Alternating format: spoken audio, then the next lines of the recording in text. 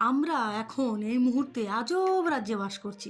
আমাদের প্রচুর সমস্যা, কিন্তু সমস্যাটা এখানে হচ্ছে যে এই সমস্যা নয়। আসল সমস্যা হচ্ছে যে আমরা আমাদের সমস্যা বা এই সমস্যাগুলো যাদের কাছে বলবো বা যাদের কাছে জানাবো, তাদের কাছে এই সমস্যাগুলো জানাতে গেলে তাদের আরও বেশি সমস্যা হচ্ছে। তারা আমাদের সমস্যার কথা তো শুনছেই না, উল্টো তাদের সমস্যা হচ্ছে যে হ্যাঁ, আপনারা কেন জানাচ্ছেন? আপনাদের সমস্যার কথা বলবেন না, একদম চুপচাপ থাকবেন।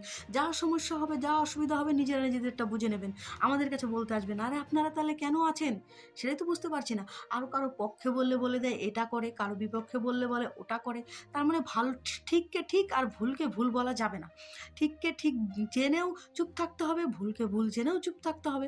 ভুলটাকে যদি বলি যে না, এ ভুল করেছে, এটা ঠিক কথা বলছে না, এটা অন্যায়, এটা উচিত নয়, তবে কি বলবে যে ও তার মানে বিরোধী পক্ষ।